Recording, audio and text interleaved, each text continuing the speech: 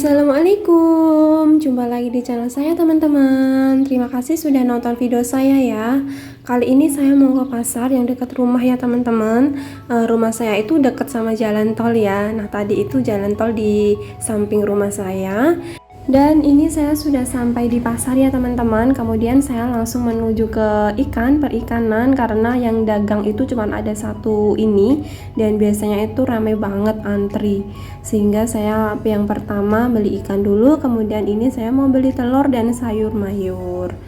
Ini juga biasanya tuh ramai banget teman-teman. Cuman karena pagi ini baru gerimis sehingga pembelinya nggak begitu banyak ya, dan masih pagi juga. Ini saya mau beli sayur bayam dan nanti ada teman-temannya juga buat stok 1 minggu ke depan ya. Nah setelah dari pasar itu saya mampir beli makan dulu karena suami di rumah sehingga tadi subuh itu gak sempat masak. Nah ini saya mau langsung beli nasi jadi aja, nasi uduk. Setelah sampai rumah ini belanjaan tadi teman-teman, gak banyak ya, cuman ini nanti bisa untuk 1 minggu karena di kulkas itu masih ada sebagian stok sayur. Nah ini saya mau bersih-bersih ikan terlebih dahulu ya, karena tadi sudah selesai sarapan dan sudah cuci piring, sudah bersih-bersih. Nah ini langsung saya mau bersihkan dulu yang pertama ikannya, kemudian nanti baru sayurnya ya teman-teman. Nah ini tuh saya mau buang insangnya ya teman-teman, karena supaya nanti saat digoreng itu minyaknya nggak cepet kotor gitu, nggak cepet gosong.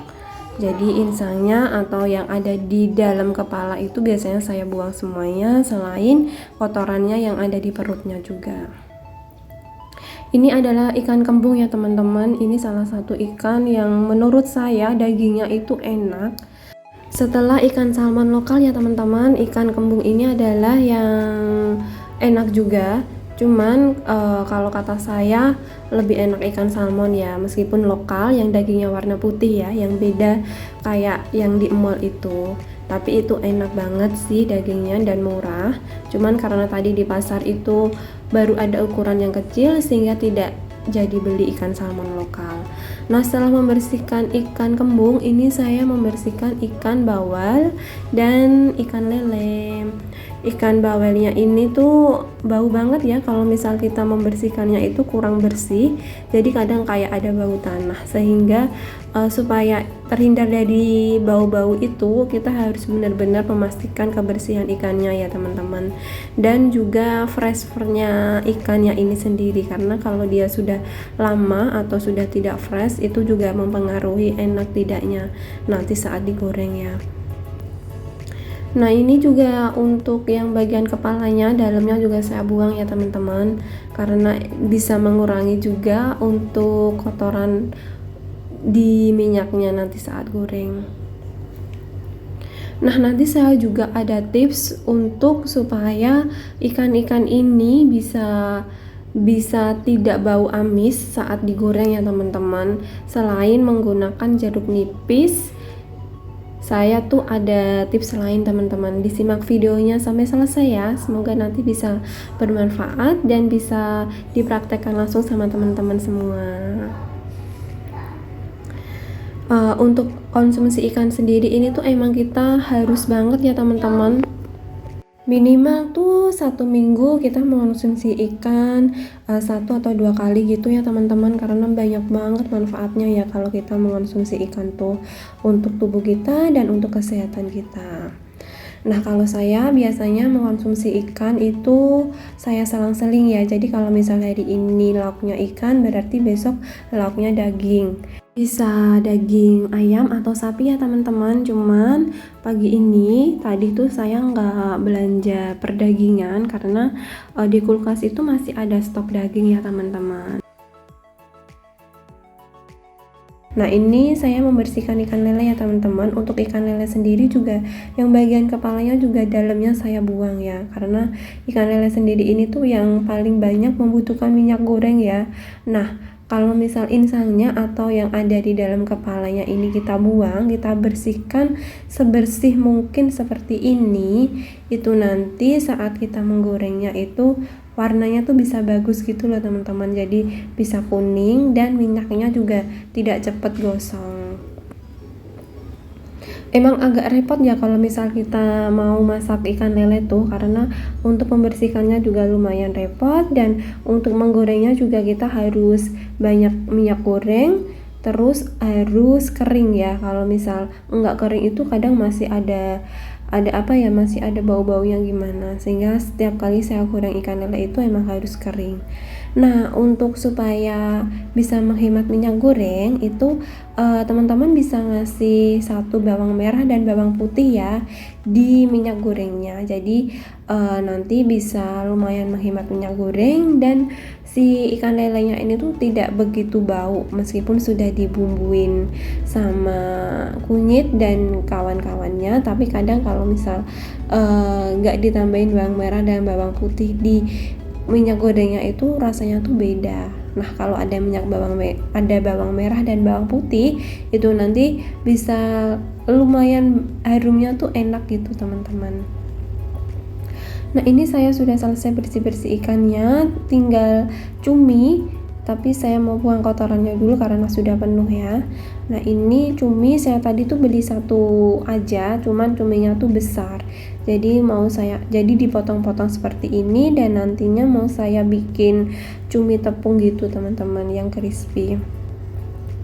Dan untuk membersihkan cumi ini, karena dia ukurannya besar, jangan lupa kulitnya yang sudah coklat-coklat seperti ini dikelupas seperti ini ya teman-teman, karena ini cuminya tuh nggak begitu fresh, nggak langsung dari laut gitu ya. Ini kayaknya sudah mengendap beberapa jam atau beberapa hari, sehingga warnanya sudah seperti ini. Tapi kalau kita bisa membersihkannya, bisa mengelupas kulitnya semuanya, itu bisa kembali putih bersih. Yang penting kita emang harus telaten dan sabar tiap kali bersih-bersih ikan ya, karena bersih-bersih ikan itu memerlukan waktu yang lumayan lama. Tapi nanti saat kita sudah repot di awal seperti ini, nanti atau besok-besoknya itu kita tinggal ambil di kulkas dan tinggal goreng saja. Untuk bumbunya sendiri teman-teman juga bisa bikin sendiri ya. Sebelumnya saya sudah ada video, sudah ada tipsnya cara bikin bumbu ikannya itu seperti apa, bisa disimak di video saya sebelumnya. Kalau misal repot teman-teman juga ada kan sekarang yang bumbu racik ya, nah itu juga bisa, cuman kalau kata saya tuh kayak kurang gurih gitu ya. Nah, saya tuh biasanya untuk perbumbuan emang sering banget bikin sendiri ya teman-teman, selain lebih enak dan juga lebih hemat. Oke, ini untuk cuminya sudah mau selesai ya teman-teman. Emang harus dibersihkan satu persatu seperti ini setelah dibuang apa itu yang tulang kerasnya itu ya. Jadi tidak hanya dibuang tulang kerasnya yang ada di pinggirnya aja ya teman-teman, tapi juga untuk kulitnya kalau bisa tuh harus dibuang, supaya nanti saat kita makan itu tidak ada yang apa ya, kayak keras gitu. Nah, jangan lupa yang bagian dalamnya juga dibersihkan ya, supaya luar dalam itu bersih semuanya. Kalau sudah bersih seperti ini, nanti kita bisa langsung masak ya, tinggal dikasih bawang merah, bawang putih, ditumis juga bisa, atau dibikin crispy juga enak banget. Nah, ini saya sudah selesai bersih-bersih semuanya, dan ini adalah tips yang saya pakai untuk membuat si ikan ini tidak bau amis ya teman-teman. Saya pakai cuka dan saya campur air sedikit, kemudian saya tambahin garam sedikit. Garam ini sendiri kan fungsinya banyak banget ya, bisa untuk mengawetkan juga. Nah, ini diaduk-aduk sampai terlarut ya teman-teman garamnya, karena saya tidak pakai air hangat. Jadi seperti ini saya tabur-taburkan, saya oles-oleskan ke semua ikannya.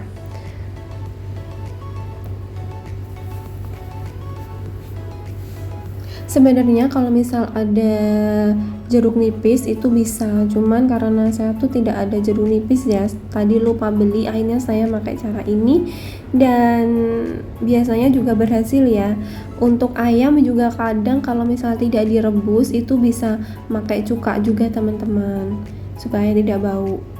Nah, ini setelah direndam beberapa menit kemudian dibilas lagi ya ikannya supaya nanti tidak bau cuka banget saat digoreng dan saat sudah matang mau dimakan.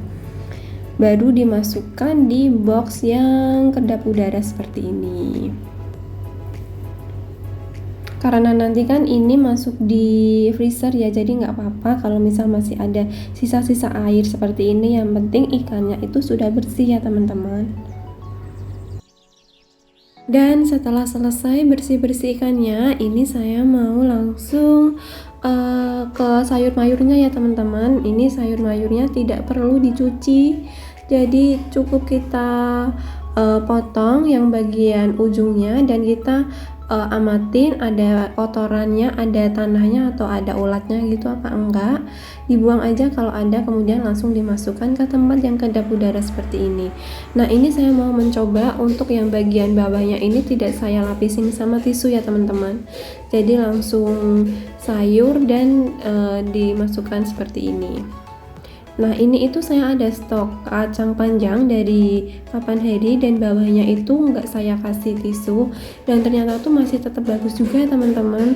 Cuman emang kalau misal teman-teman food preparationnya untuk 2 minggu atau 1 minggu lebih, itu emang lebih baiknya yang bagian bawah itu dilapisin sama tisu atau koran. Tapi karena saya stoknya ini cuman untuk maksimal 1 minggu, sehingga masih aman kalau misal yang bagian bawah itu tidak usah dikasih sama lapisan apapun. Yang penting sayurnya itu tidak dicuci terlebih dahulu ya teman-teman. Jadi pastikan sayurnya ini tidak ada airnya, jadi harus kering gitu ya teman-teman. Untuk bayamnya juga saya bersihkan, saya cari yang ada bolong-bolongnya atau kotorannya. Nah, ini sudah selesai. Kemudian ini saya ada stok kecambah. Kecambahnya ini tuh emang lebih baiknya kalau kita fungsikan untuk beberapa hari, beberapa minggu, itu yang bawahnya tuh harus dilapisi koran. Cuman karena ini mau langsung saya masak, jadi maksimal 2 hari sehingga tidak saya lapisin apa-apa ya untuk kecambahnya dan yang sayur lainnya. Nah, ini saya sudah selesai semuanya teman-teman. Food preparationnya kali ini adalah untuk 1 minggu ke depan, ketambahan sama stok daging yang ada di freezer ya. Oke, setelah sayur mayur dan ikan, ini saya baru ke buah-buahan ya teman-teman. Untuk stok buah-buahnya ini nggak terlalu banyak, cuma 4 macam dan jumlahnya juga nggak banyak. Ini ada macam-macam ya untuk versi nyimpan buah tuh. Kalau saya biasanya seperti ini ya teman-teman. Misal si buah naganya ini belum saya potong, itu saya bungkus dulu di plastik satu-satu seperti ini. Kalau emang muat di dalam tempat kedap udara, itu saya taruh di tempat kedap udara seperti ini. Meskipun tidak bisa ditutup ya, cuman supaya biar lebih rapi aja di kulkas. Dan kalau misal untuk yang pisang, itu saya langsung kasih plastik seperti ini, tapi bungkusnya itu usahakan seperti ini ya teman-teman, jadi ada mengembang gitu. Nah, kalau untuk yang melon ini teman-teman bisa menyimpannya itu dikasih plastik wrap gitu kayak yang semangka, cuman karena tadi belinya nggak di plastikin wrap, jadi ini mau saya potong-potong sekalian, saya buang bijinya tadi dan ini mau saya kupas kulitnya ya teman-teman. Ini setelah dikupas saya langsung taruh di tempat yang kedap udara dan nanti ditutup ya teman-teman, karena ini kan tidak dikasih plastik ya.